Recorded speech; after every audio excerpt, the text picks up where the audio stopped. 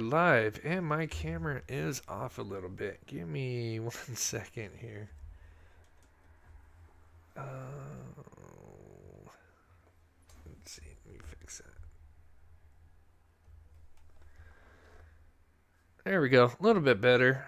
A little bit to the left here. Sorry, guys. Let me fix this.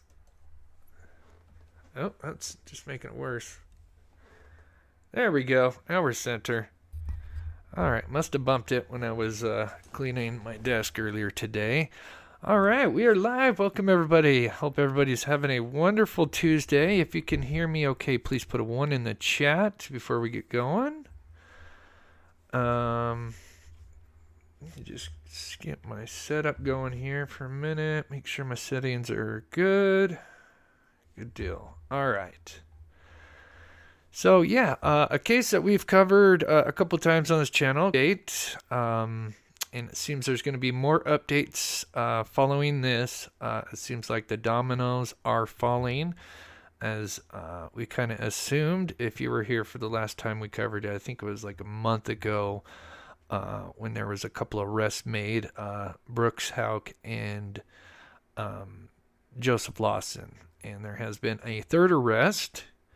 I was a little surprised. I was kind of hoping and thinking it was going to be the brother, but it was actually somebody else, who isn't surprising. But if you're not familiar with this case, we will definitely recap the timeline. So don't worry if you don't know who I'm talking about. But there has been some major updates, and there's going to be some more coming real soon, because there's going to be some court hearings where I think some new information and finally little bits and pieces about this case are going to slowly come to light, which has been a long time coming. But before we get started, if you're new to the channel, welcome. I am Chris with Monsters Under the Bed. We cover true crime, mystery to the missing. And today, before we get started, we always like to give back by featuring missing persons. Today we have Michaela Stranridge Martone. I think that's her last name. She went missing earlier this year, April 21st, 5'2", about 100 pounds. Looks like she's got maybe natural blonde, but dyed pink hair. She has blue eyes. Missing from Concrete, Washington. In the notes it says she was missing April 21st from an area near Skagit View, not sure how to pronounce that properly, in Concrete, Washington. Her family stated that she tried to call 911 at around 5 a.m. that morning, but shortly after, her phone reportedly died and she was disconnected. Wow. That's terrible.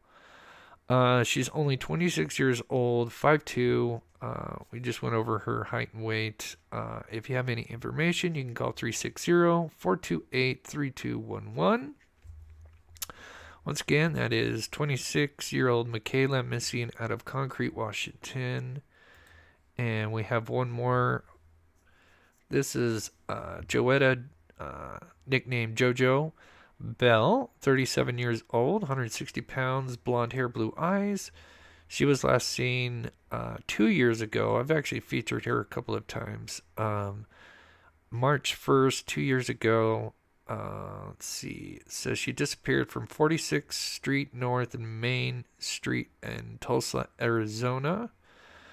According to the PD and her family, there's concern for her safety and well-being due to her abusive relationship. She went missing shortly after her boyfriend, a registered SO, stabbed her and set fire to her home. Jeez. Family and friends have not heard from her since. Wow. Might have to look into this case. See if I'm sure there's got to be some more information, but man, that sounds terrible. Of course, if you have any information, you can call 918-596-COPS. That is Tulsa's Crime Stopper tip line. All right, so on to the updates. Real quick, some shout out. D, first like, first comment. Good to see you, D. Hope you're doing well. Of course, happy Wednesday to everybody. We got Carrion in here. We got Cunningham. Sensei, good to see you. Julie, good to see you from Toronto, Canada. It's always awesome to see people from watching from other countries. It's really cool. And we've got Terry, I'm sorry. Hello, Chris and Mob Crew. Good to see you, Terry. Tom N, good to see you, buddy. That's my kiddo's first name. Hope everyone is having a great week. Thanks for all your hard work, Chris. Thank you so much. That's my kiddo's first name. Oh, which one? One of the missing people? I miss it. Just curious. I'm assuming it's got to be one of the missing people you're talking about.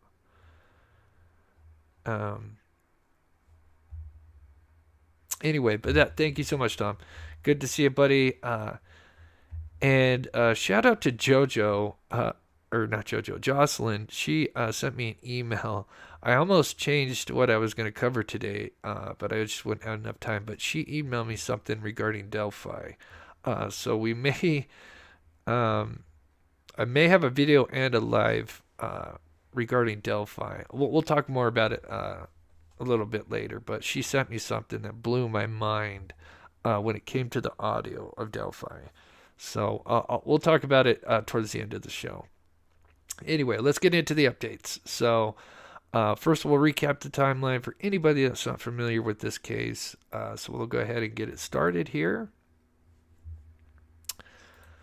Let me clear that. Hey Karen, good to see you. Let me minimize this. So, this case takes place in Bardstown, Kentucky. For those who are not familiar with Bardstown, it is named what is it? Let me play this video. I forget. I don't want to misquote it. There it is. Voted the most beautiful small town in America. And it is beautiful. But there's been some very tragic cases that have happened here almost a year apart. 4 different tragedies. And they're all unsolved to this day. And hopefully 2 of them, which will lead maybe to the others, eventually getting justice. But yeah, it's terrible. With such a beautiful town, the tragedies befell this beautiful city. But here's just a little bit of Bardstown. I thought I'd play this. That was really cool. And then we'll get into the timeline here. But found this video of just kind of a video that the public made for Bardstown.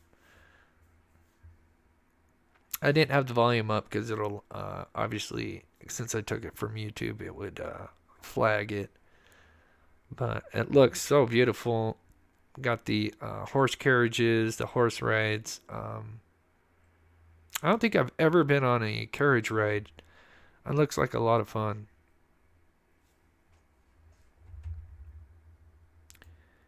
Anyway, I wanted to show. Oh, there it is. I don't think I ever got to do that. Anyway, so moving on. So, kind of made that short, didn't I? So this case involves Crystal Rogers, a mother of 5 at the time. She was 35 years old, 5'9", 150 pounds. She was last seen on July 3rd, 2015. So it's been 8 years, which is way too long for this family. But she went missing on July 3rd. She shared a home with her boyfriend, Brooks Houck, and they also, her and her ex-boyfriend, Brooks Houck, they also had a child together. Her car was found with a flat tire 2 days later, abandoned along the Bluegrass Parkway. And we'll kind of look at that. And so the timeline for the last time she was seen is apparently, so keep in mind this is July 4th weekend, so it was July 3rd, so a lot going on. She was last seen at a Walmart on camera, and then there was a witness that saw her and her boyfriend walking out the store, I believe.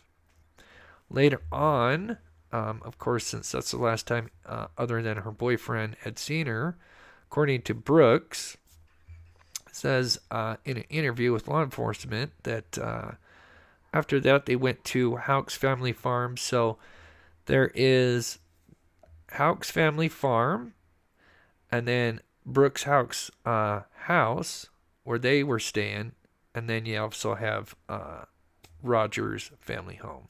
So there's 3 different locations. But according to Houck's, they went to his family farm. But what's odd is that they stayed there very late. It was apparently raining and got dark. And of course, they had their young son with them. And according to Brooke, after that, they went home very late.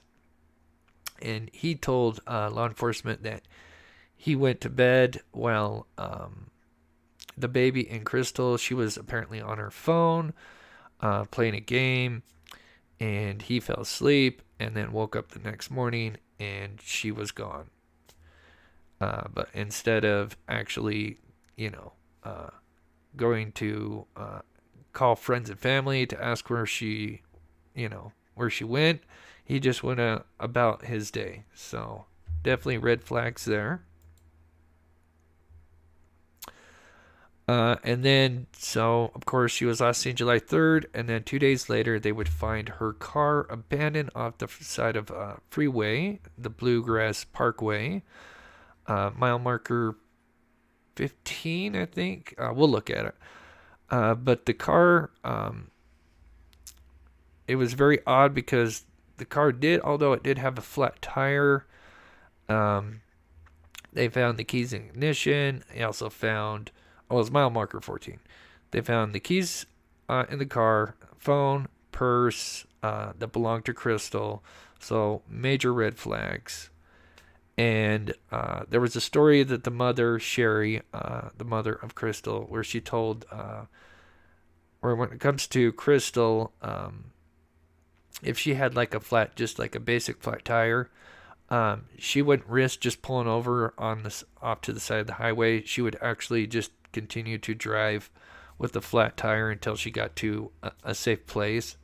So she thought that was really odd that she would just pull over to the side. So clearly some major red flags when it comes to when they had found her car.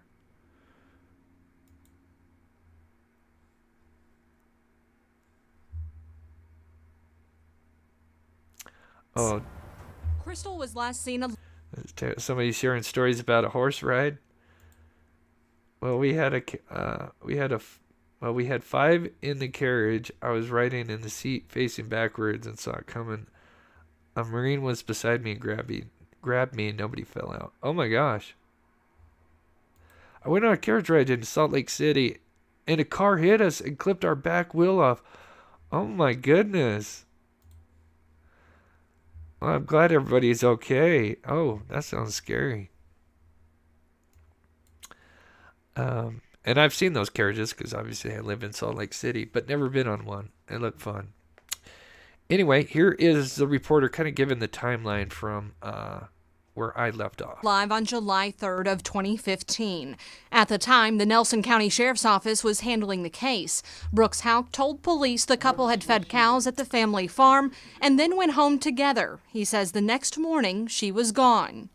4 months later, the sheriff at the time announced Crystal was presumed dead. She has vanished. And declared Houck the main suspect. No comment. Thank you. Y'all have a good day.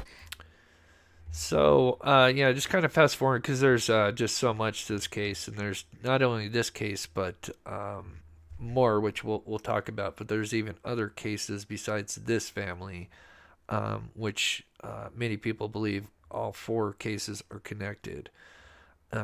But yeah, after months of not getting any answers, they would even do an interview with Brooks Houck, which we'll look at here in a little bit.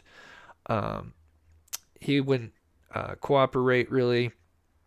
And he had a brother at the time, Nick Houck, who was actually an officer.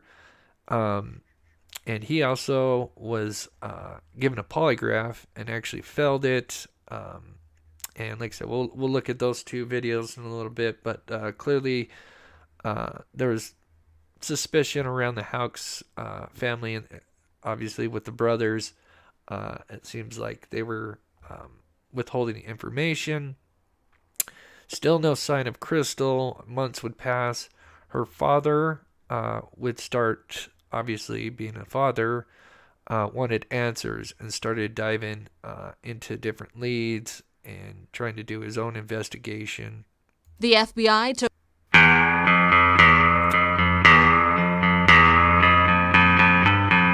I don't know why it's got that music at the beginning. So here's just a short clip of Brooks Houck's interview. What was the date on that? July 8th. So this would have been just after. So she went missing on the 3rd. So 5 days after.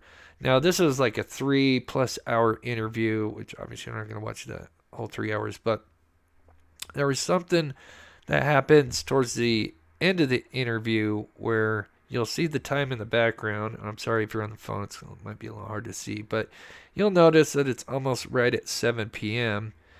And he gets a phone call, and it's his brother Nick. Now, of course, his Nick at the time was an officer. And anyway, this was clearly a staged phone call, and we'll go ahead and play it here. I'm up here. I know that you didn't know. I'm up here in this interview with the Yes. Detective Snow. I've been up here a good little while.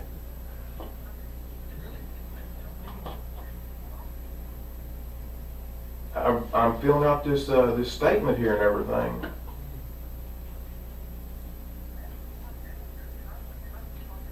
Yeah. Are you telling me that's what I need to do?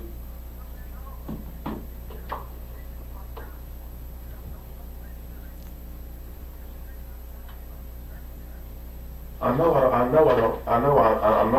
that. But the way that I look at it is, I'm innocent. I ain't done nothing wrong.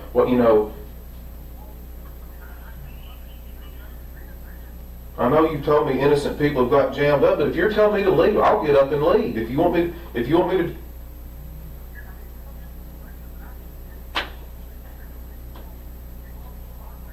I know I'm going through a lot, but I'm trying to get this guy to help me. He's trying to get this guy to help him. It doesn't sound like it. And there's also another part of this interview earlier before this where he's caught a lie, and we'll look at that later. It's kind of funny. But yeah, clearly this is a staged phone call. Sorry, I've got a neighbor that I can hear in the background. I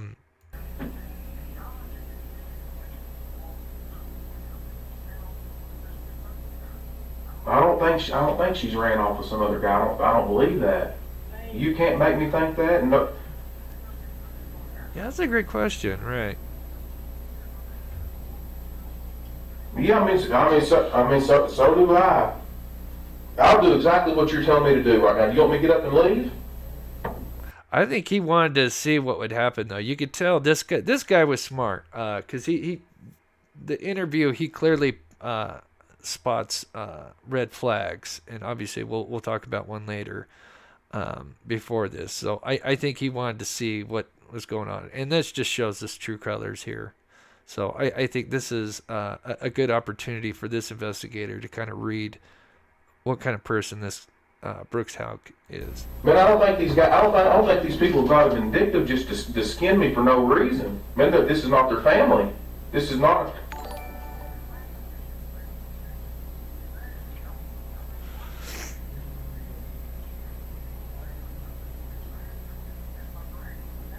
All right, thank you. He thinks y'all gonna fuck is what he thinks. I don't know who he is. Nick, my brother. If you want to know, you're free. No, I know it, but I'm not. He just said just to keep sitting up here, to give a statement, do an interview, whatever I got to do it. But he said, darn, just letting them just beat you to death over this right here. Just ask what you got to ask and let you know. And you tell me. You see what I mean, he knows more about this than I do. You see what? And have I told you that I'm for you? Yes, you have. I said, what did I say? My job is to find Crystal, right? That's right. However that happens, my job is to find her. Whether I find her hopefully alive and well and safe somewhere or not, my job is to find her. If I don't find her alive and well, my job is to prosecute the person that did something. That's right. If that turns out to be you, my job is to prosecute you. If that turns out to be someone else, my job is to prosecute them, to gather evidence for a lawyer, a prosecutor to prosecute them. I don't know whether that person will be you or not. Did I not tell you when you come in here and sit down today that right now you're the main person of interest? Yes, that's right. And I explained to you the reason that you're the main person of interest, right? You're the last person to see her alive, right? And I went through your timeline with you and explained to you that there's gaps in your timeline, right? Be it good, bad, or indifferent, you can't remember some things about Saturday, you can't remember some things about Sunday. That's not a judgment against you. So anyway, like I said, that's just a short clip. Obviously, it's a big interview. I think it's around like 3 hours or something like this. But yeah, Terry says this call is crazy. You can tell it's staged. Yeah, clearly staged. You can see it's right on the hour at 7 p.m. If you've followed this case, we've covered it before, but it's always interesting to bring up, especially if anybody hasn't heard of this case. It's very tragic, but there's a lot of red flags that they had. But I think the biggest issue they had was they just could never find Crystal or her remains, sadly, it's just terrible. And they have dug up so many areas. You could just do a show on all the places that they have searched and dug up, trying to look for her remains. And I feel so bad for Sherry, the mother, and the entire family, of course, because every time they're going to get their hopes up. I'm sure they've probably kind of gotten used to it. I don't know if you could, but anyway, I just can't imagine, countless times they have dug up, because Brooke Houck, he had owned several properties. He was a realtor, so obviously he dealt with a lot of property. So there was, it wasn't just a family farm that they were thinking. There was different properties. His property, the realtor property that he dealt with. I mean, all these places that she could have been disposed of. So moving on. So sadly, when it comes to this Bardstown tragedy, Crystal Rogers was kind of the beginning here, and it just kind of set a chain reaction where just bad things would happen. Although there had some stuff happen before that as well. But so obviously her father, Tommy Ballard, since they weren't getting answers, he started doing his own investigation. And he must have been getting close to something, because on November 19th, so just over a little over a year later after her disappearance, he was hunting with his 12-year-old grandson on a family property next to the Bluegrass Parkway, which comes up quite often in this tragedy. In the early morning, he was, according to the grandson, it's been a while since I heard what was said, but apparently he had spotted something. The grandfather, Tommy, had spotted something off in the distance. I think he was going to go and look through his scope to see what it was, and as he was doing that, a shot rang off, and the shot entered his chest and instantly killed him. Right next to his poor 12-year-old grandson had to see that. So absolutely terrible.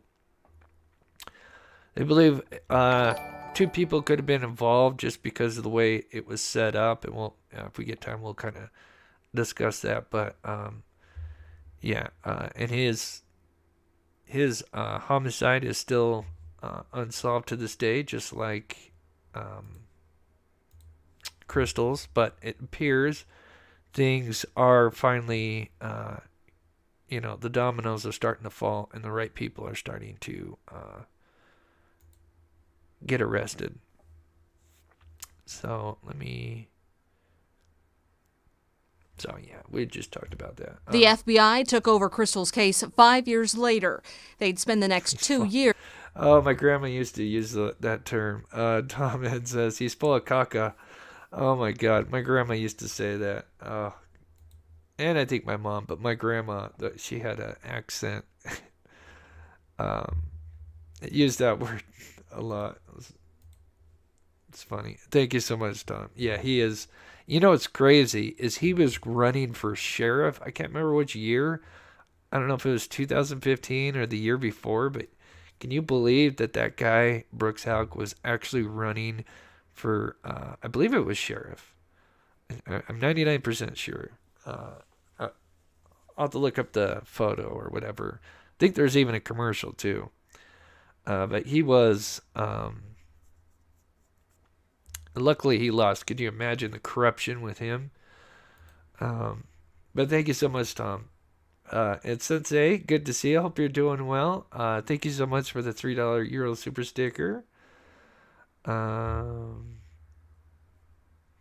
Let's see. Reading chat. Hokudo Tube. Hopefully I pronounced that right. Her dad was so close to the truth. It sounds like it. For somebody to do that, like an assassination, it sounds like he was. And there's a great documentary. It was done by Oxygen. I think it's now on Peacock, which I love Peacock. If you're a true crime fanatic, and I know there's tons of apps out there, as far as streaming services, but I love Peacock, and I only have like one or two streaming services I use, but Peacock's one of them because they're, affordable, because they have two different price ranges, and yeah, they have a lot of true crime. But anyway, they took all the Oxygen documentaries, which this one has, and yeah, like they in the documentary, he had just a boatload of files that he was looking into.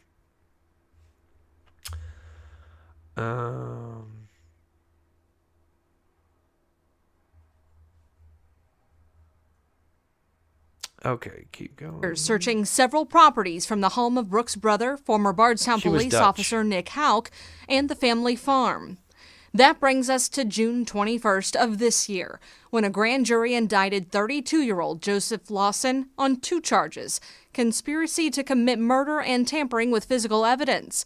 His attorney confirmed it was in connection to the Crystal Rogers case. And finally, the arrest of Brooks Houck, now charged with murder and tampering with evidence, on a $10 million cash bond. That is huge. $10 million bond. I mean, that is huge. Huge. But so glad to hear it. And so here's just a couple of lovely shots of him. Man, that is well overdue. Well overdue for this guy.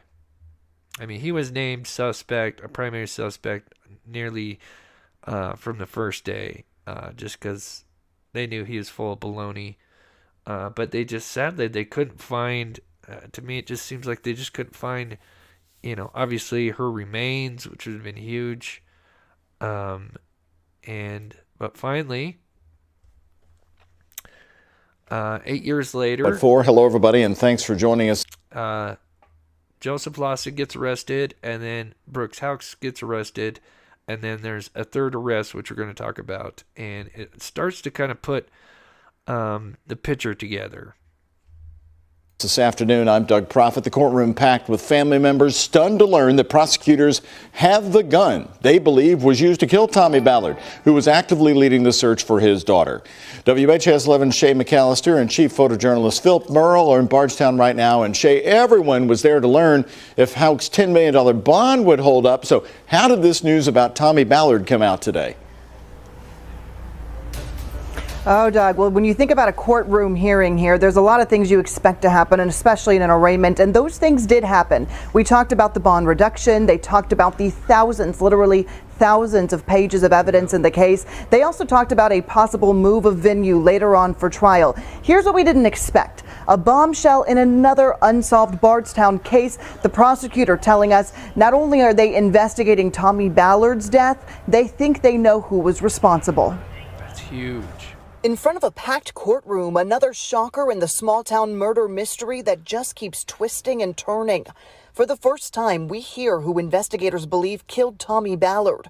Special prosecutor Shane Young saying they are currently testing a gun that belonged to Nick Houck. We're investigating the murder of Tommy Ballard that could potentially be related to this case. We are waiting for testing to come back on the firearm we believe was used to murder Tommy Ballard, a firearm that we purchased from Nicholas Houck, who was using a fake name when he sold the rifle. The prosecutor going into detail about why he believes it will be a match. We know it's the same caliber. There's 5 criteria that they're looking at, and so far it's matched 4 of the 5 criteria. In the front row of the courtroom, the Ballard family looked stunned, Sherry's eyes filling with tears. It was a moment this family has been waiting for. That feel real good.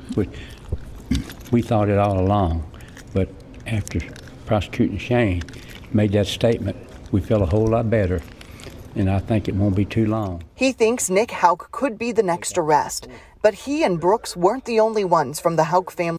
And this is crazy. Nick hasn't been arrested yet, and yet there's been a third arrest. And if you don't know who that is, we're going to show here in a minute. But that's the crazy thing. I think a lot of us that have followed this case thought for sure Nick was going to be the third arrest. I'm sure it's coming. Mentioned in the courtroom. Prosecutor Shane Young accused the family of violating Kentucky law by secretly recording grand jury proceedings. And this is something I have never heard of ever. And we talked about this last time we covered this. The family was at the grand jury and was secretly recording. Nick, the Houck's family members were recording the grand jury, which is a huge no-no. And I'm assuming they're facing some kind of criminal charges for that. Never heard of that ever happening. So curious to know what's going to happen with that. Sensei Wackadoodle gifted 1 Mob Crew membership. Looks like Jenna Reyes got the membership. That's so awesome. Again, Sensei says it's my mob first year birthday. Oh, it is 1 year paying it forward. That's so cool. Thank you so much, Sensei, for being a member for 1 year and supporting the channel. You are so awesome. Real Pocahontas, good to see you. I thought we'd never find who did these awful things. I know. 8 years, and there's technically 4 unsolved cases. You know, we'll be focusing on the 2, but if we get time, we'll talk about the other 2, which some believe all 4 are connected somehow. In my opinion, I think definitely at least 3 out of the 4 are connected. But yeah, this is a really strange case. I'm surprised it's not covered more, just because it's so bizarre. The defendant's sister, Rhonda McElvoy Houck, brother Nicholas Houck, mother Rosemary Houck. Hey, Miranda. Brother-in-law Alex McElvoy. And Rosemary Houck's live-in boyfriend, Larry Mott, all recorded, secretly brought in recorders and recorded the grand jury. I've been practicing here, Your Honor, for 25 years in this state. And I have yet, ever, heard of anyone recording a grand jury. He alleged the family was trying to get their story straight, trying to solidify a lie. As been stated before, the truth will set you free. The problem in this matter is the truth will imprison Brooks Houck. And we are asking Your Honor to keep the bond the same. The defense did submit a request to lower the bond. It was what we thought would be the most interesting part of court today, but it was only covered briefly. The defense wants it lowered from $10 million to $500,000. Attorney Brian Butler called the companies, rental properties, and real estate is worth $10 million, if not more. He says this bond is fair for someone who has so much to lose. Ultimately, the judge asked for more time to review the new information. He says he'll make a decision later. And as the courtroom emptied, we had some questions for Rosemary Houck, Brooks' mom. Any answers about her son Nick and the new accusations that he killed Tommy Ballard. But Tommy's dad had these final words. I'm hoping he'll be the next one arrested. In a case that continues to stun Kentucky and the nation, another bombshell comes out of court. One the Ballard family hopes is bringing them that much closer to real justice.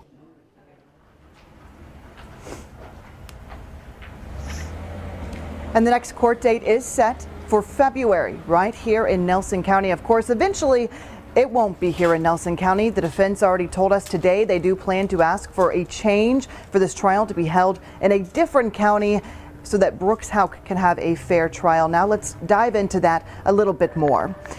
Everyone in the United States has the right to a fair trial, something that Houck's defense team is working hard to guarantee for their own client.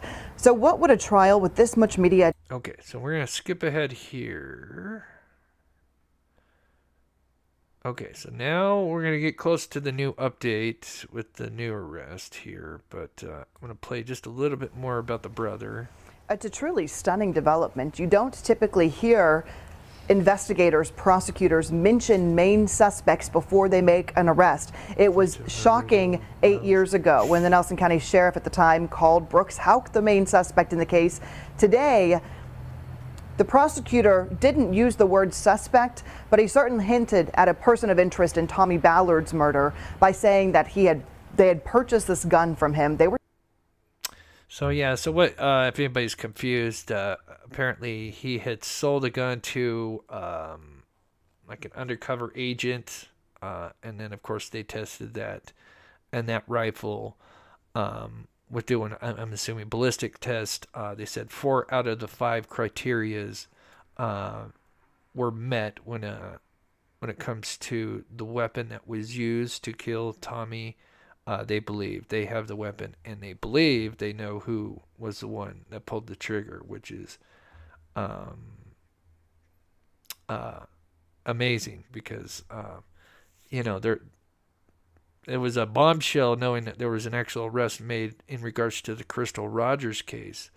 But to know that not only is Crystal Rogers starting to get some justice, but Tommy Ballard as well, which, I mean, it's the same family, but... So it was, a huge win for them.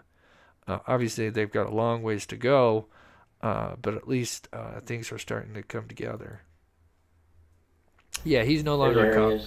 So I got this little bit of interview. Like I said, there's a big interviews with both brothers, but I just wanted to take a couple clips just to show you Nick. We saw Brooke and how he acted in the interrogation, but here's how his brother acted. So, of course, he was called in shortly after the interview with his brother Brooks, because obviously they found out, that was Nick on the phone, because he had told the investigator as much. And so they're kind of wondering, hey, you're a cop, you're supposed to be, the good guy, you're supposed to be helping, look for Crystal Rogers, and you're trying to stall this investigation. And of course, this captain wasn't happy when he heard about it and fired him immediately. But anyway, so he had just taken a polygraph test, and here's him getting confronted about it. Here's just a small clip. Right off of that list, he did the exact same thing. I will apologize. The quality is not the best on the audio. I have it up as much as I can. There's just like a lot of background noise. I wish if I had more time, I could probably play with it and tweak it better. But anyway, it's not very long. It's just a little bit, just to show you how crooked he is. And you know where they are. And what that is a guilty knowledge test. That's what I call it. And what that is your heart and your mind betraying what your body knows to be the truth. My master's degree is in forensic psychophysiology, which means the mind and the body interacting to determine truth in an interview setting. That's what I do. This is actually admissible in court because it's scientifically valid. So when I say you know more than what you told me, I'm not guessing that. Okay? And when I tell you, polygraph, you didn't do well. I don't show people that chart. I'll show you. You probably don't care, but just so you know the facts. That's the results on your test. Deception indicated 100%, and then greater than 99. What's greater than 99? 100, right? What are the questions? So he's saying that he failed certain questions at 100 percentile, showing deception on certain questions. Do you know where Crystal is right now? Are you hiding any information about what happened to Crystal? Okay. You didn't tell me the truth on both of those questions. So, I mean, I'm telling the truth. I'm not going to sit here and make up a bunch of stuff and try to put your read techniques with you. We're past that. I think so the one of cat's them out of the has... bag as far as your guilty knowledge of what happened here. And I would like to take it to the truth. That's the whole reason we're here. Is the test though? I mean, man, you're talking crazy. Well, I mean, you're talking crazy. Was that your rehearsed response to what was going to happen today? Because it sure sounds like it. I don't know what it sounds like. I'm just telling you. Well, I'm telling you what it is. You're talking crazy. What's crazy about it? Explain to me. The accusations you're making. Yeah, I'm saying you were involved in this. Absolutely not. Well, none. You already told me that. That's why we did the polygraph, to find out. Well, now we both know. I told you what now? You told me before you had nothing to do with it. Right? Yes. Well, now we're past that because I've already shown that you did have something to do with it. I don't know what the test. I just showed you.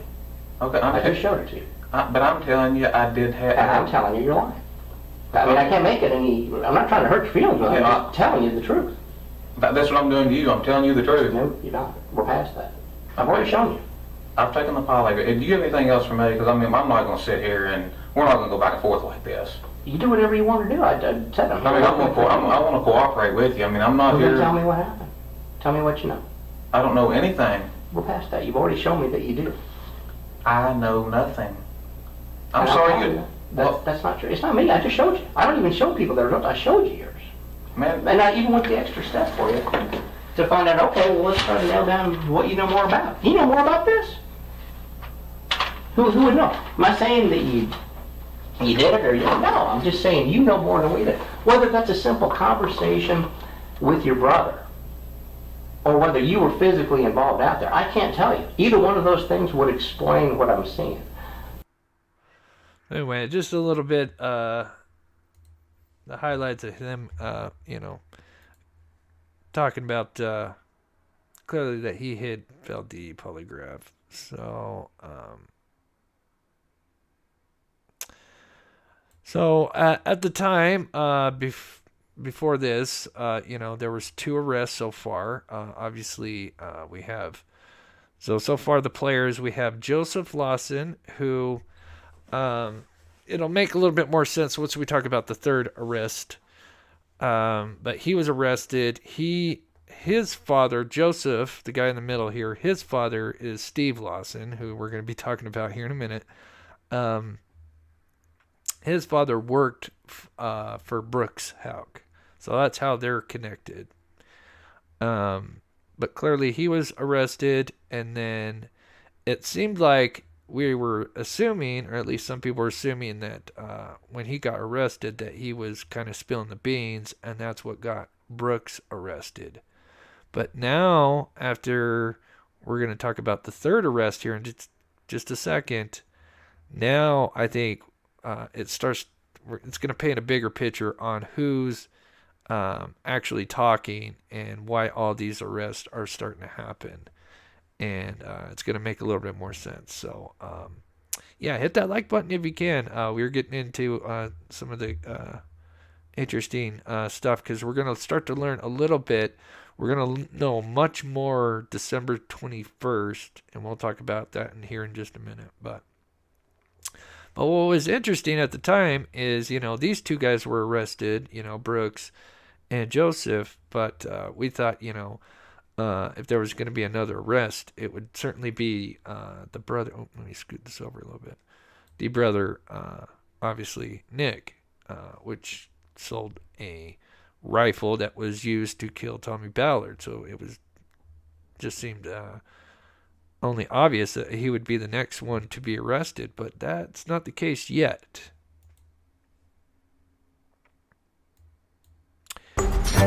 Oh, let me turn this down now.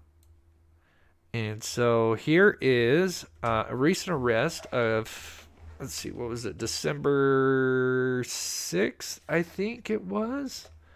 I think it was December 6th. This is Steve Lawson. So that the guy Joseph Lawson, this is his father. He's the one that apparently worked with Brooks Houck. And so we're going to check out the latest details from the local news here. We begin right here at 4 o'clock with another huge development in the Crystal Rogers murder investigation. Police have made a third arrest in the case. The Nelson County grand jury indicting Steve Lawson on 2 charges: conspiracy to commit murder and tampering with physical evidence. Steve Lawson is believed to be Joseph Lawson's father. Joseph was first arrested in the case earlier this year. Right now, Steve Lawson is in jail in Harrison County, Indiana. He'll be extradited back to Nelson County for his arraignment later this month. Here's what we know about the new charges and how police believe he's connected. Pieces falling into place 8 years after the disappearance of Crystal Rogers, the mother of 5 from Bardstown, last seen alive 4th of July weekend 2015. Now, 3 men have been linked to her death, believed to have happened that very same weekend. Joseph Lawson was the first arrest. So I see. I'm going to back this up. So just guys, give you a little bit of context here. Some people are wondering, what's up with this picture here. And Herman, you make a great comment, but we're going to talk about that because it may not be that, but you're close. You're very close.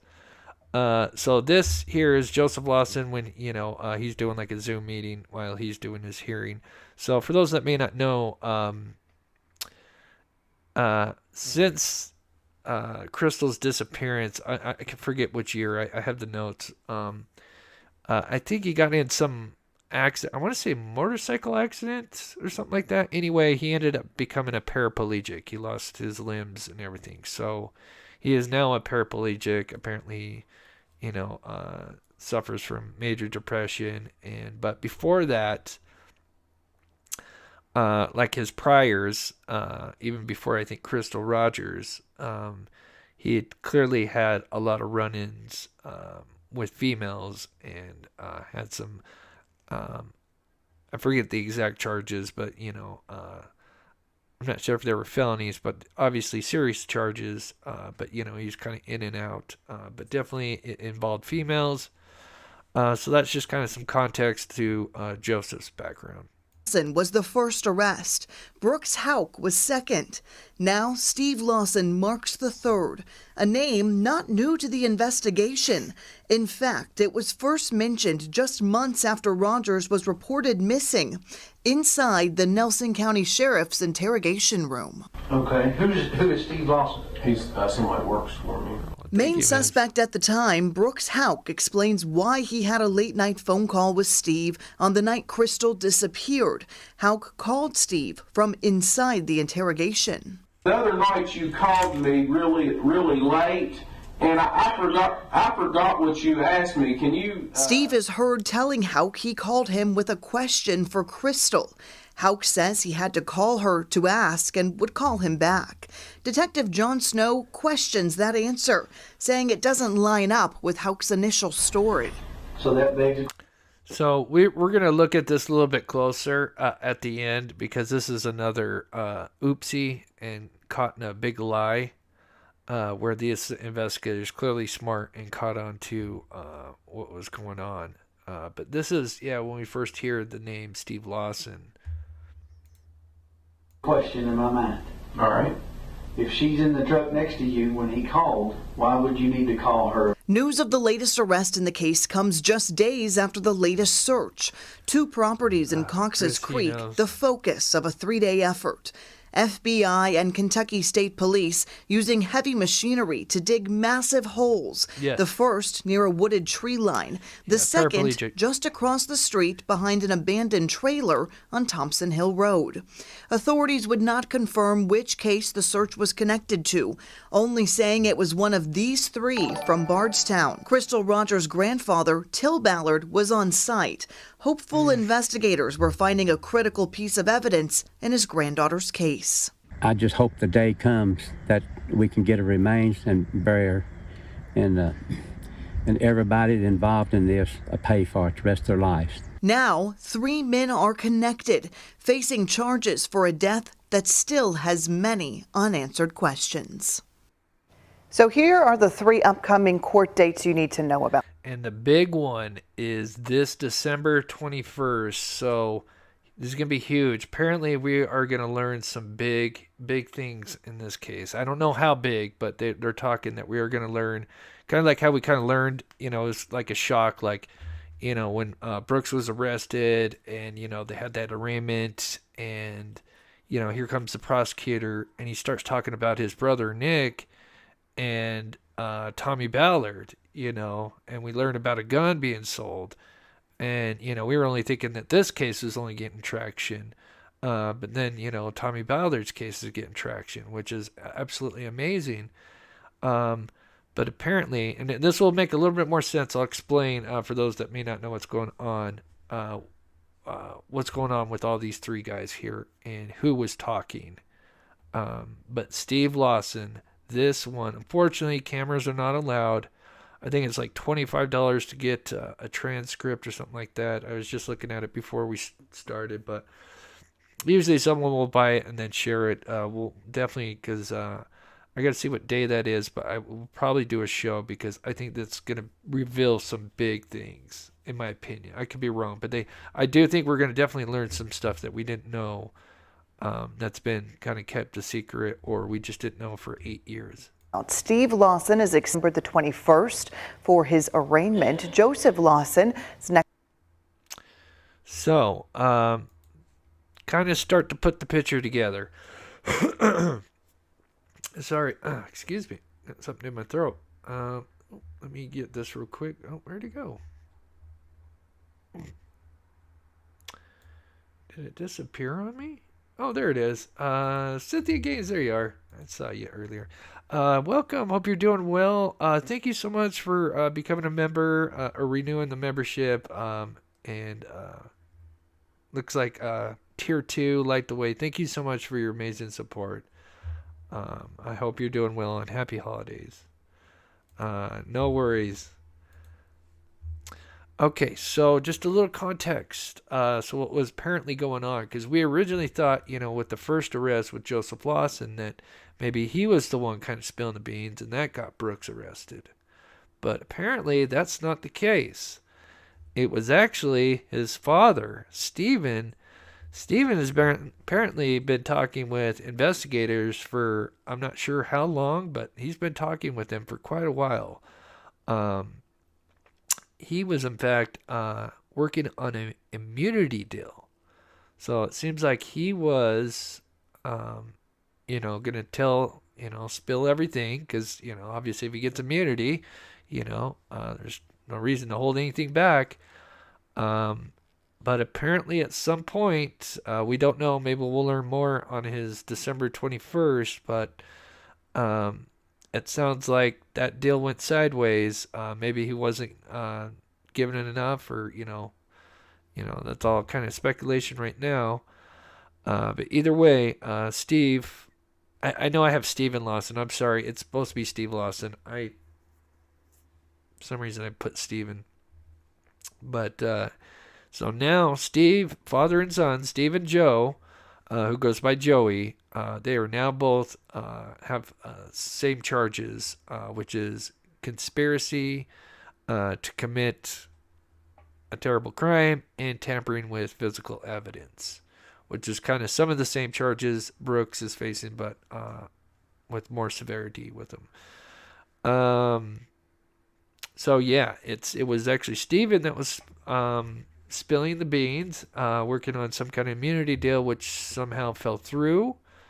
But we did learn some new things, which is huge. We A learned critical piece of evidence in the case. So we finally learned who was the person that parked the abandoned Crystal Rogers' car off the side of the freeway. And so here's the storyline Of Crystal Rogers and her disappearance. Her car, it was abandoned on the side of the Bluegrass Parkway with her keys, phone, and purse still inside. Tonight, for the first time, we are hearing details on how it could have ended up there. It is our top story here tonight at 6. Hello, everybody, and thanks for joining us. I'm Doug Prophet. That car, a point of key speculation for years.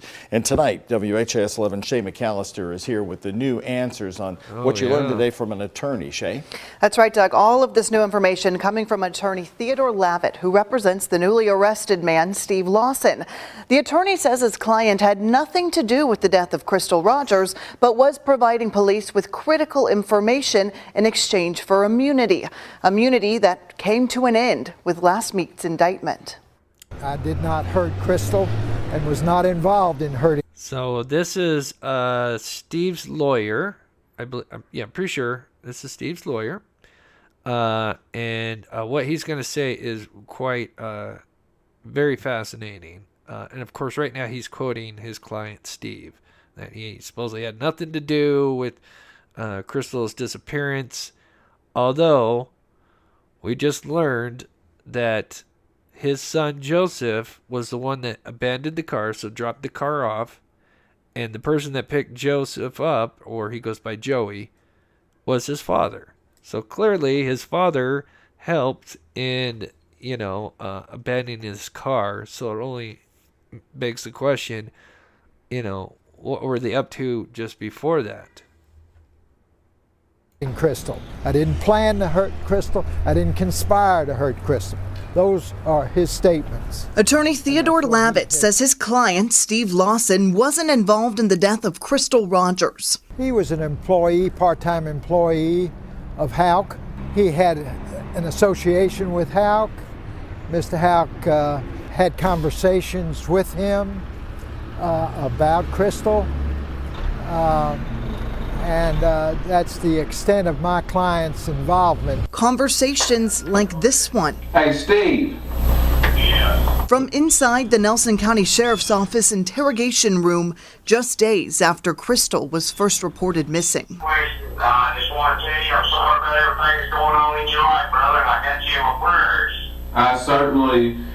I said it is a very difficult and trying time, but I appreciate you saying that. What do you make of that phone call? It was a set-up phone call.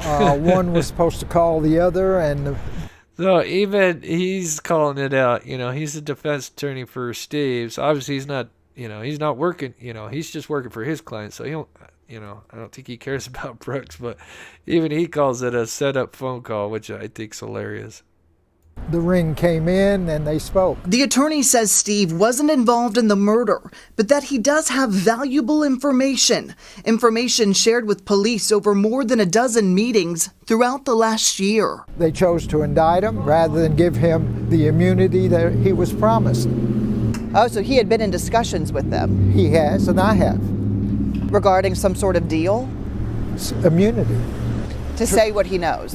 What's known as transactional immunity. Lavitt says Steve's information dates back to the weekend Crystal disappeared, when Crystal's maroon sedan, later towed away as evidence by the FBI, was abandoned on the blue. Okay, Tom, I'll get to your thing.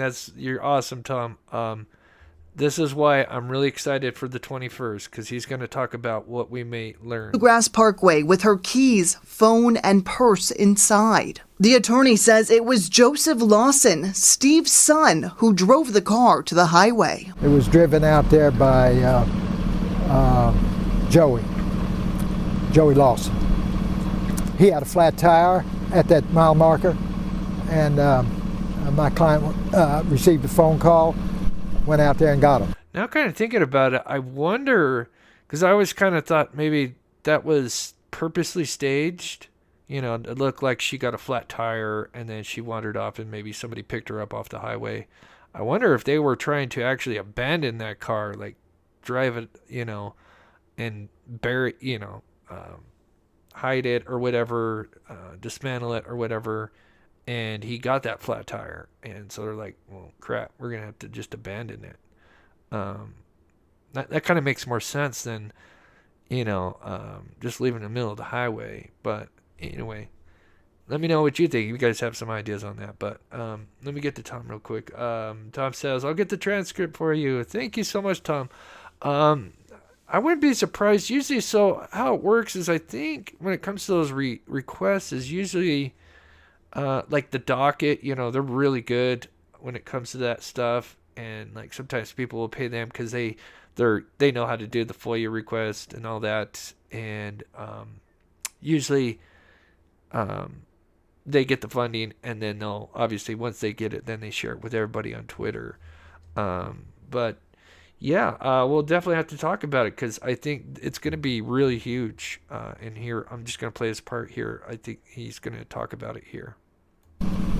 Brought him back. The attorney says Steve doesn't know where the car was going or why his son was driving it, but he does have reason to believe police have built a case around solicitation. Do you think that Brooks Houck paid Joseph Lawson to help in the murder of Crystal Rogers?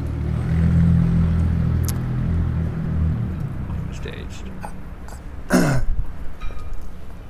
Okay, look at this question, or listen to this question and the way he clearly he knows. Do you think that Brooks Houck paid Joseph Lawson to help in the murder of Crystal Rogers? So she's asking him, you think Brooks paid Joey? So basically a higher plata, I can't use the word, but you guys know what I'm talking about. And here's his reaction. You can clearly tell that he wants to say something.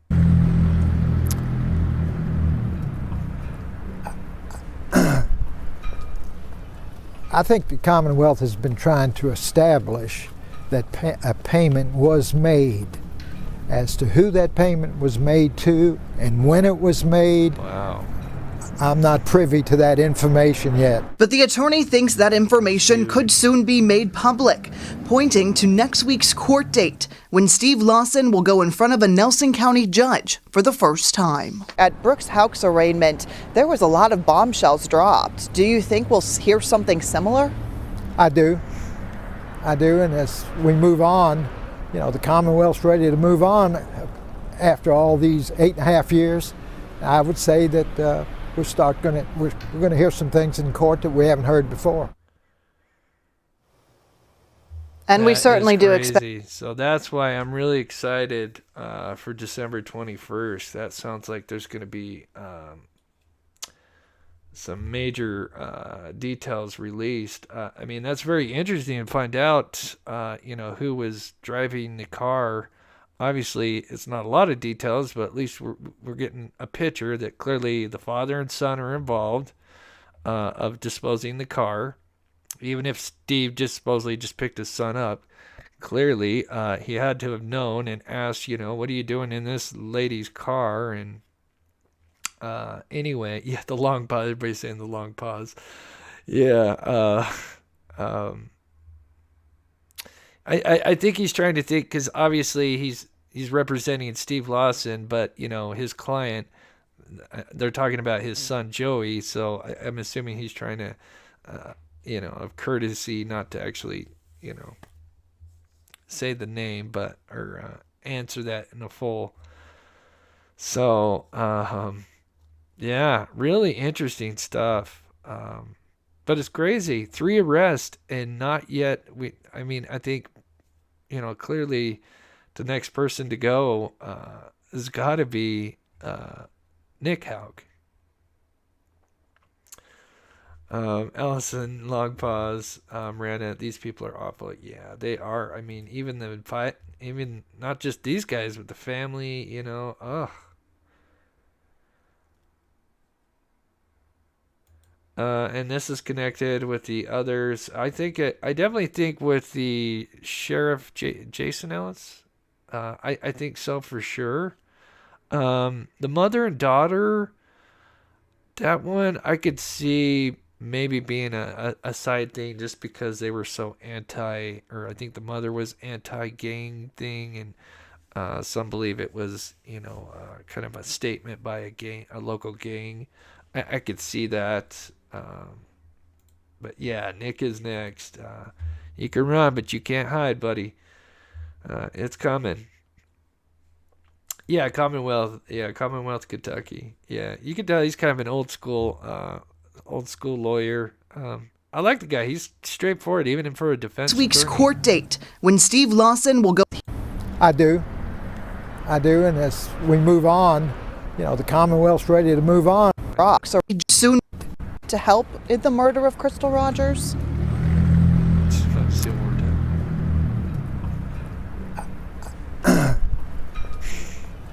I think the Commonwealth has been trying to establish that a payment was made. As to who that huge. payment was made. A payment was made. And I guess that's a big detail there as well. So they know a payment was made. So you'd have to assume that it was Brooke that paid father and son duo, or maybe it was Joey and then the father got involved.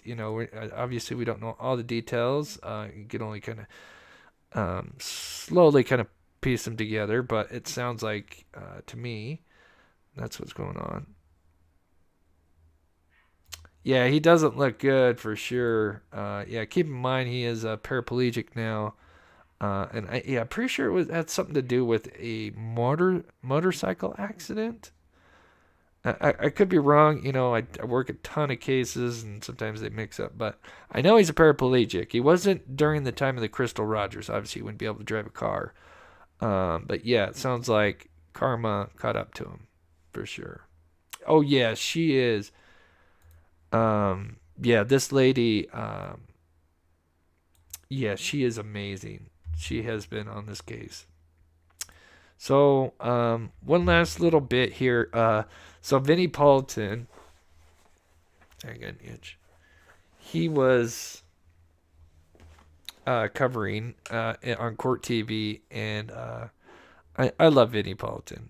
Expect the details in this case will just keep coming. So here's the court dates. Phone call comes up. Dates to. So he. Steve Lawson has arraignment on December 21st. That is just next week. During the course of that phone call comes up in the discussion. Yeah. So right there during the interrogation, Brooks said, all right, So remember I told you that there was clearly some other stuff that went on with Brooks Houck's interview where the investigator clearly caught on to something. And this involves Steve Lawson because apparently... he supposedly spoke to him the night that she went missing, and then he even calls him during the interview, and it's quite funny. So we'll play this part here real quick. Let's call Steve up right now. Take a look. I need your help while I got you on the phone here. Do you remember the other night you called me really late, and I forgot what you asked me. Can you? I guess we wasn't on the phone. I might have been tired. I know it was pretty late at night. Can you remember what you asked me or what you were after? I can't remember. Yes, sir, I can. I called to ask you for them numbers for our house. So that's Steve Lawson, the guy that supposedly was working on an immunity deal. That fell through. The father of Joey. And that was actually working in some fashion for Nick. And anyway, that's him speaking on the phone. For a rental house. Yes, sir. And what did I forgot? What did I tell you? You told me that you would call, what's her name, Katie or whatever, she handles all that. Crystal. Okay, I apologize. Yeah. And you said she handles all that, and that you would get back with me on it. All right, thank you so much now. Hey, if there's anything I can do, you give me a call. Thank you. You have a good night now. Yes, sir. God bless you. Thank you. Okay, so for those that don't understand the context of what's going on, so Steve says that he was calling him that night. So before the phone call, it's Brooke. Here, let me pull up a picture so we have the visual here. I think this will make it easier. So we can kind of get the visual. Here we go. Okay. So you have the three of them in the car, in the truck, supposedly driving. I'm not sure if this was from the farm or going to the farm that night, July 3rd. And Steve supposedly calls Brooke, right? And he asks him, hey, I need some phone numbers. Now, apparently, Crystal would handle that kind of stuff. So he tells, Brooke tells Steve, yeah, I'll call Crystal, and then I'll let you know. So he says, even though they're all three in a truck, supposedly driving somewhere, he says, I'll call Crystal and let her know, and I'll get back to you, even though they're in the vehicle. So the investigator picked this up because, well, that sounds stupid because you're sitting right next to her while you're driving. Why can't you just ask her while you're on the phone? So it's pretty cool that investigator picked that up. So hopefully that explains what issue. Let's see, he's thinking about it. Okay. So that begs a question in my mind. All right. If she's in the truck next to you when he called, why would you need to call her about getting numbers for rental property? Because being that way that night we're headed to the house, I just wouldn't. She normally's not going to deal with stuff that late. And I probably didn't even look at the phone to see who it was calling me. I'm sure I just answered it. But he said you told him that you need to call her. All right. Why would you need to call her?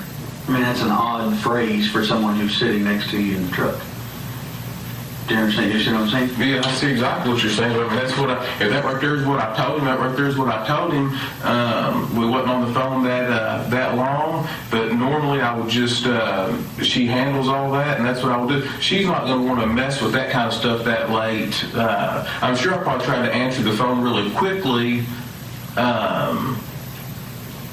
so that it wouldn't, a lot of times after I get moving, it goes to sleep, He talks, the beep is not him swearing. He's actually saying the baby's name because, the baby's, what, like 1 year old maybe or something like that. Somewhere around in there, 1 year. So he's trying to use the excuse, well, yeah, usually if my phone rings, I'll quickly pick it up. I won't even look at who is calling just so it won't wake up the baby. Sometimes he goes to sleep in the truck, sometimes he doesn't. So if you want to call him, you got his number and everything. If you want to call him, you can call him.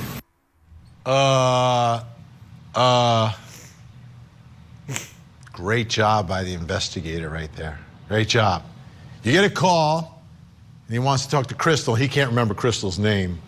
Okay. And, oh, yeah, I need to call her. Wait, you told me that she was right next to you in the car. Why would you need to call her?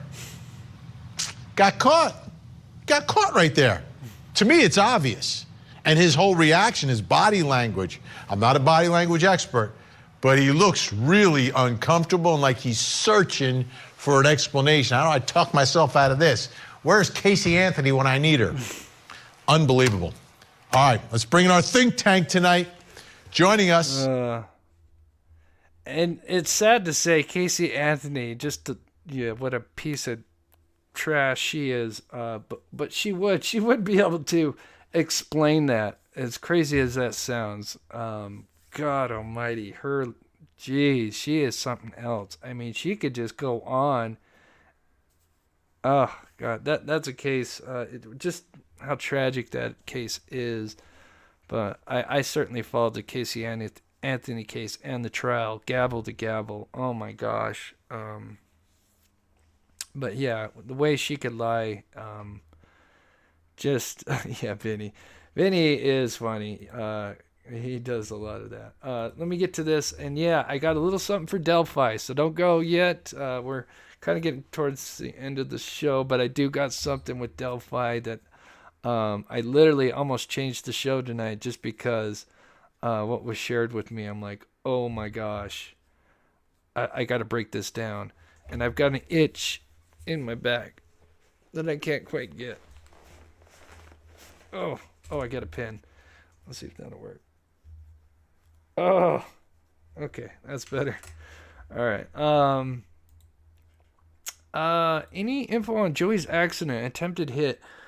You know, it is really tough to find his report. I don't know if I'm sure, you know, if somebody dug enough, they could find it. But accident, motorcycle. Oh, I should have said motorcycle accident. Okay, so this is all I know. It says, where is it? Joseph Lawson, the 32-year-old Nelson man, along with Brooks House, have been arrested. No stranger. Yeah, so he's no stranger to violence against women. This is back in 2009. Yeah, there's a bunch of women reporting just scary stuff that he had said to them. What emerges is a portrait of someone who has cycled in and out of local jails, who is now confined to a wheelchair. Where does it say? Okay, Lawson is a paraplegic in a wheelchair, having been injured in a motorcycle accident in 2021. So just a couple of years ago. So physically, he requires extensive treatment and is in, he has bad thoughts and, yeah, anyway, sounds like to me karma, especially if he actually is behind what we believe he may be behind. So, yeah, he is, it says he's been on parole with possession, yeah, so clearly in and out of jail, but yeah, as far as the actual incident, you know, that I'm not sure. I wouldn't be surprised if there was a report, but I haven't seen it. But yeah. But thank you so much, Sensei. Cases like this should explain why Delphi RA was known, but couldn't be arrested. Probable cause has to be established to make an arrest. Yeah, exactly. And you know, in some cases, I don't know if Kentucky, did they have to have a body? Well, obviously not, because I guess they're charging him with this and they don't have the body. But I'm assuming they just didn't have that, you know, enough pieces to get Brooks. Until it sounds like this father started spilling the beans. So, thank goodness. Hey Marlon Rando, laugh out loud, brightest light bulbs on the farm, is very funny, and I'll be using that, thanks.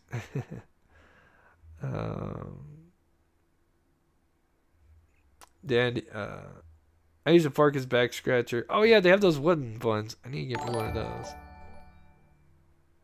Jackie, Bardstown is a very small town. I'm closer to the city, but yes, it's bothered me so many of us for years. We have many friends that live there, and my son was recently married out that way. Oh wow! So you're kind of a local to that area, or around that area, I should say. Yeah, I'm so glad that you know, that they're finally getting answers for at least these two cases, and then hopefully. With the other two, maybe it'll be a domino effect. Let's pray that happens. Casey, yeah, good to see you. Need a back scratcher. Yes. Yeah. He also admits that he lies about almost anything. Yeah, so true. Lied to Steve about Crystal being with him. Yeah, he's... Yeah, he was kind of digging himself a hole. And it's not funny, but the crazy thing is, and then we'll get to the Delphi thing.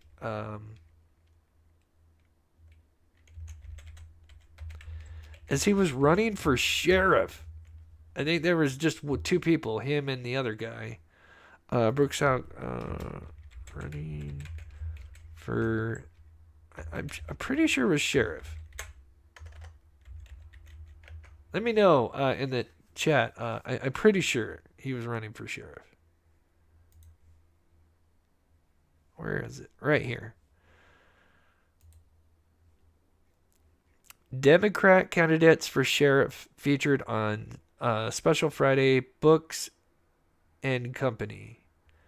May 15th. So it was in 2014. So 1 year, almost 1 year before Crystal went missing. But is that crazy? Brooks was running for sheriff. Can you imagine what that would have been like? The corruption. My Christmas wish list, a back scratcher. Yeah. Okay. All right. Let's see here.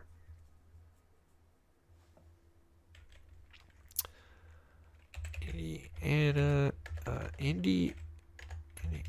State Gov. Delphi. Respect. Rich guy. Let's see if this is in. Dun, dun, dun, dun. Oh, there it is. Okay. So now I wish I could do this tonight, but I have to play with it. But I have to shout out Jocelyn because she emailed me, I think yesterday and today. And I wish I would have seen it earlier, but I'll need some time. But anyway, in a nutshell, there was another content creator, which, considering what she had recently did, I'm not going to mention the name because it's kind of controversial now. But anyway, she had made a video. I think it came out yesterday or day before, where she now these files that we're looking at, these are the same files. These are the Down the Hill. So you can.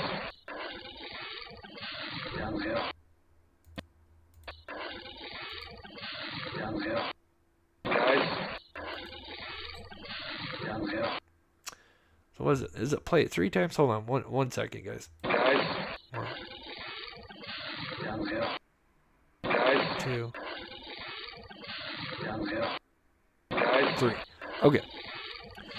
So anyway, she downloaded all 3 of them because they're in different forms. There's .wave, there's .ogg, .mp3. Most of us are usually, with audio. There's MP3. For those that may not know, there's obviously tons of different sound files.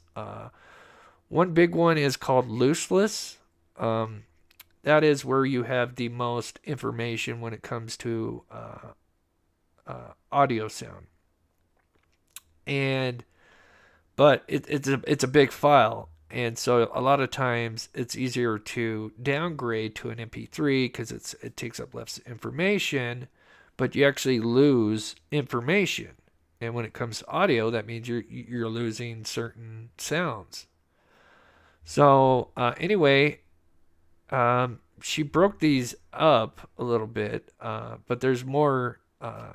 There's some things that I would have done if I would have heard that she didn't do, so that's why I'm going to do my own video. But anyway, in a nutshell, she noticed when she started breaking these 3 audios up, which technically should be the same. They may sound slightly different because they are different files. Some have a little bit more information, just like I said. And like I said, that when it comes to looseless files, they have the most information. When you start downgrading, you're going to lose, certain sounds. Obviously, your quality is going to get a little bit worse. Anyway, she noticed there are some interesting things that differ from these audios, these 3 different clips. And anyway, I'm trying to explain it. I wish I could. It's hard to really explain it until I actually do it, and then you guys can kind of fully understand what I'm talking about. But anyway, she noticed there's some irregularities in there, and also we might be able to point out some things because it seems like one of the audio files may have something else in it, if that makes sense. So anyway, I'm going to be breaking that down. I may have a video out tomorrow, or I might even go live tomorrow. I mean, this was big. I mean, it was big enough to get my attention. I'm like, holy shnikes. So obviously we have stereo and we have left and right, and so sometimes if you take out, one audio, like the right side, you'll get certain sounds, and then, if you take out the other, you're going to get other sounds. So if you're listening to a band, you might have the guitar and drums in your left, but then you have the bass in the right, whatever. So if you take one off, you'll be able to hear the other one better. And there's missing information you may, or no, sound that you may not have noticed, because with them both together, they kind of, it drowns it out. Anyway, hopefully I'm making sense of what I'm talking about. It really helped for me to actually break this down, but it's going to take me a bit to do this. But anyway, in a nutshell, there is some weird things, and I'm surprised no one has actually caught this before. And of all the content creators, this particular content creator, because she definitely had a lot of controversy, so I'm surprised of all the people it was her. But like I said, she missed out on some things that I certainly would love to try. So that's what I'm going to do. I'll have more information. You're probably like, what are you talking about, Chris? But we will, we will do a show on it because I think it's interesting. Because there are some things that you can hear when you split the left and right side of some of these, that you wouldn't normally be able to hear, because it with them together, they drowned it out. So anyway, I may have a video. I may try to go live. If I do, I'll try to let you know, mods. But it is crazy. Maybe I didn't know Ruckus is discovered anything. I wonder if it was Ruckus and then she copied Ruckus. I have no idea. Good question. I'll have to look it up. Ruckus did this as well. Interesting. Okay. But there's something I'm wondering if they did that I would do. Because there's something that this person that I watched that didn't do, and I'm like, oh my gosh, you're missing a huge opportunity to do something. So I'm curious. So anyway, we'll, I think you guys kind of get the idea. Like, when you're in surround sound, and obviously you take out one, you may hear certain things that you may not have heard because when they're together. And anyway, it got me excited. That's how excited I am for to break this down, because you guys know, if you follow me, I love breaking down audio stuff. It's a lot of fun. So I will definitely do that. I know the content is very time consuming. Thank you so much, Tom, for the amazing support. D, can you make an Amazon Christmas wish list? I can. I would love to do something for you guys. I mean, obviously we're going to do something for you guys, but we'll talk about it. And I'll email some people and let you guys know. Oh, Jackie's giving some inside information. Here's even a better one for you. He wanted to open a daycare. I'm not making this up. Are we talking about Brooks or one of the other guys, Jackie? That wouldn't surprise. I mean, with how crazy it is, actually doesn't surprise me. Yeah, well, I'll have to see something. I'll have to look into it. You guys are amazing. I'm just speechless because you guys are so awesome. So, With that, I think we're going to end it there. And, yeah. Let me make sure I didn't miss anybody's. So, yeah, big date for December 21st when it comes to this case. So, I'll probably be the next time we cover this because I think we're going to. So, that's what. So, that would be a Thursday, right? So, that'll be a week from tomorrow, December 31st. Or 21st, I'm sorry. So that'll probably be a show we'll do. And then Delphi. I may have a video. I may do a live show. I'll let you guys know because I'm really excited to break that down. So thank you to everybody that shared some info with us. HouckTube, Jackie, everybody. Thank you guys so much. It's always awesome to get some inside information, especially from locals or anybody that's covered this case. Of course, big shout out to my wonderful mods, Karen Lee, Copper Horse, D. I think Jocelyn is probably working tonight. And then, of course, Jennifer is recovering. So hopefully she is taking it day to day and is getting better. And with that, we're going to do an outro, and we will see you guys definitely Friday. I may have a special live tomorrow. We'll see. If not, it might just be a video, and then I'll maybe just pick up on it Friday. We'll see what happens. All right, guys. Have a wonderful Wednesday. Love you guys.